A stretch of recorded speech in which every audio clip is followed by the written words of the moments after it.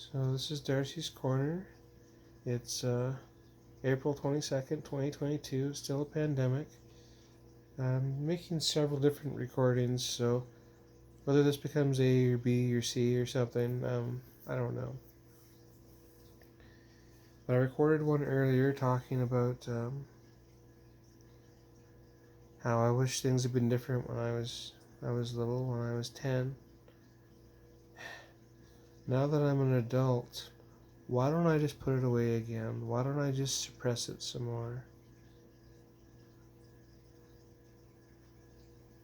I'll tell you why I don't like addressing this topic too much, but it needs to be addressed over and over again because people just don't understand. I don't want to go into the mindset that happens to me when I feel like I can't do this, or I'm too old, or it's not going to work, or it's not working well enough or fast enough, or it's just too late.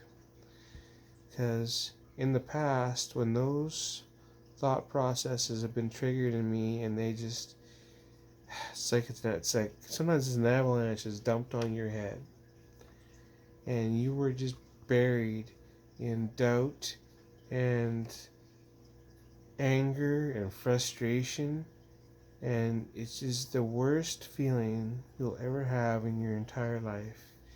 um, yeah, I don't, again, I'm afraid I might incite it by describing it. It scares me that much. And I was told by other people that they had experienced that and that that was in store for me. But up until I was 30, I never had that intensity of um, of dysphoria. I didn't even know what dysphoria was. So if I had dysphoria before then, and I may have had it before then, I just didn't recognize it as dysphoria. I just thought I was moody that day or having a bad day. Which, when you have dysphoria in an extreme, you are definitely having a bad moment. Whether it's a bad day or not, I mean, it depends how long it lasts, but it it does a number on you that is difficult to explain to cisgendered people, but just know that it is a very horrible experience.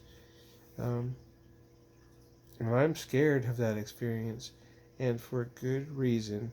And if you had ever experienced crippling dysphoria, then you know what it is, and you know that you don't ever want that feeling back. You would do anything to avoid that feeling.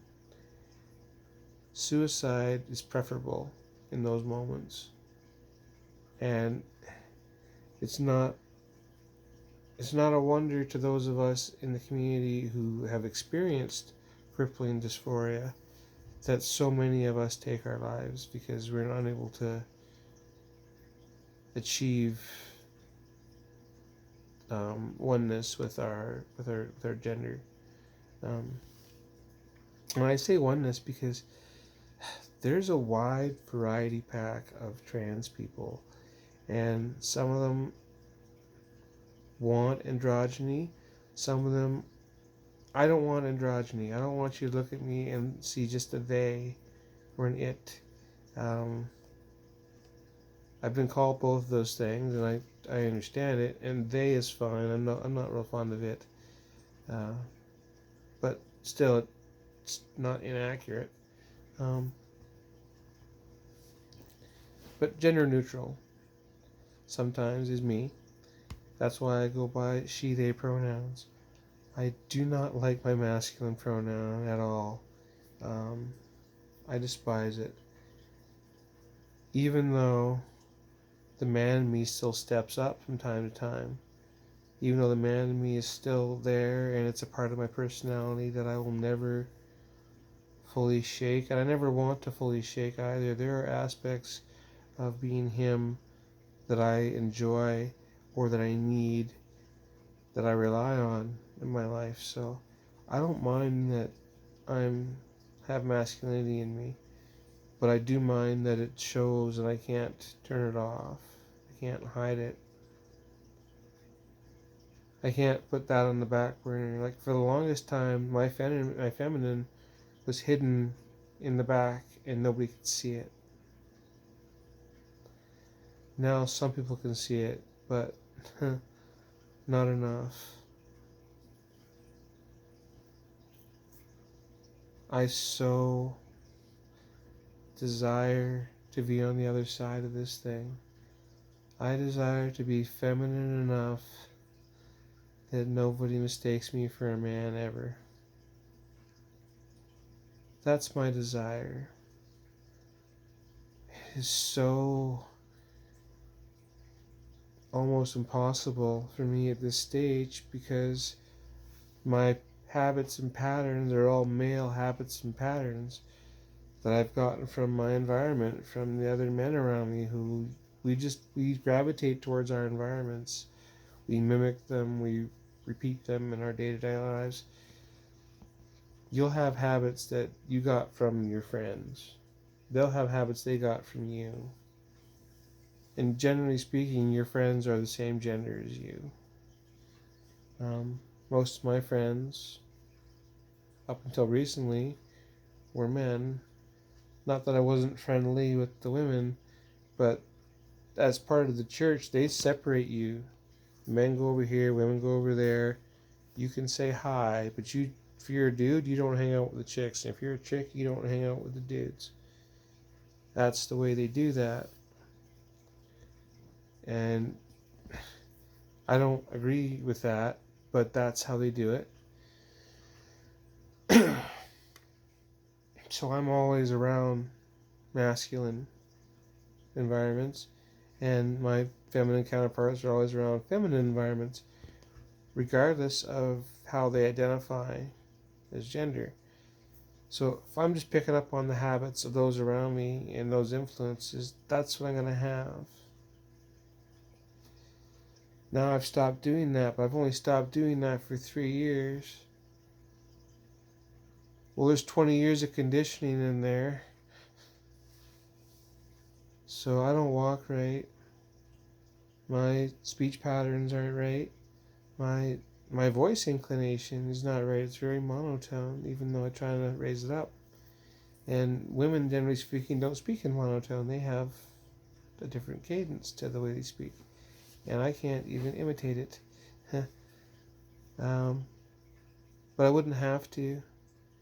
If I spent the majority of my time around other women, my speech patterns would mimic theirs.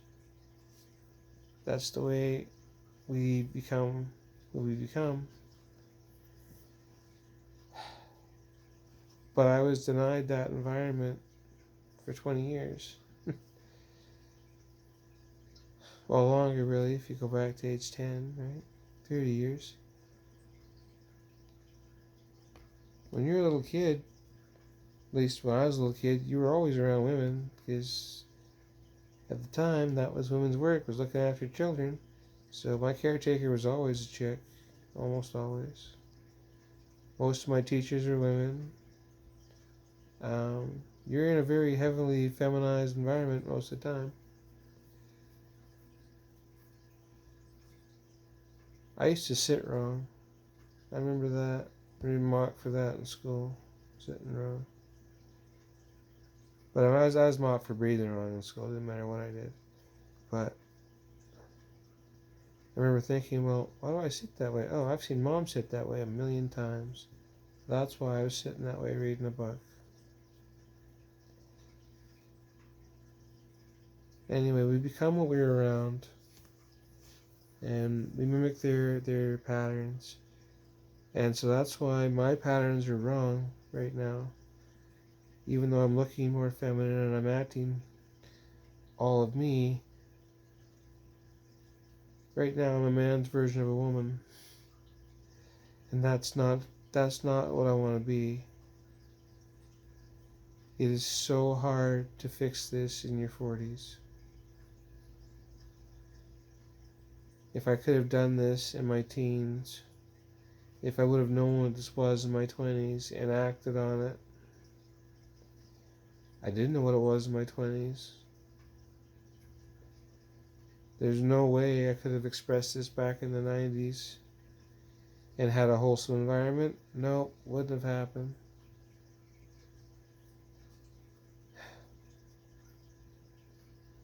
This is such a frustrating condition to deal with. And then you listen to these ignorant people in the States taking away the rights of children to express themselves, saying that you can't use they, them as a pronoun. Wonder how they feel about that. Which they? Does it matter? It's a gender neutral pronoun for a reason. Anyway, we need to evolve our way of thinking. We need to change our languages. And we definitely never diminish anybody by saying the only reason you're doing this is so you can win a race. So you can do better at track and field or soccer or I don't know, pick a sport. That's just the most disingenuous argument I've ever heard. And it's ignorant. It's a myth. Will somebody exploit a loophole somewhere? I guess. But oh, the price you gotta pay for this, there's no. I would never have done this to win a race. I would certainly never have done this to, like, I was already hated enough in school. Imagine if I was using the wrong bathroom. Like, they needed a reason to hate me. They didn't. This would have gave one.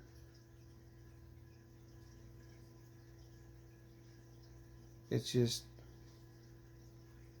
if you haven't experienced this, you don't know what it's like. And if you have experienced this, then you do know. Like, it sucks. It sucks feeling wrong and stupid and being told that your very existence is a perversion.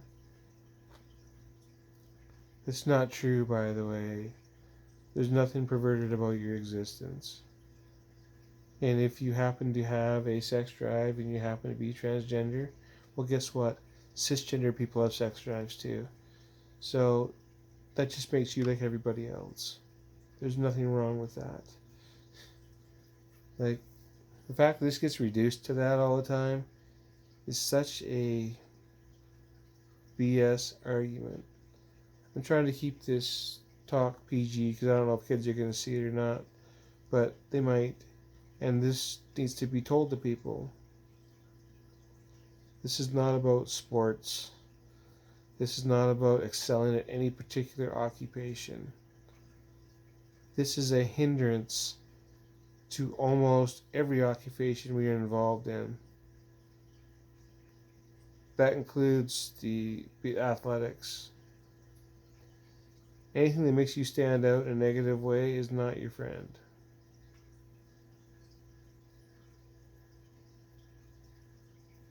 Anyway, this is Darcy's Corner. I'm going to leave it there.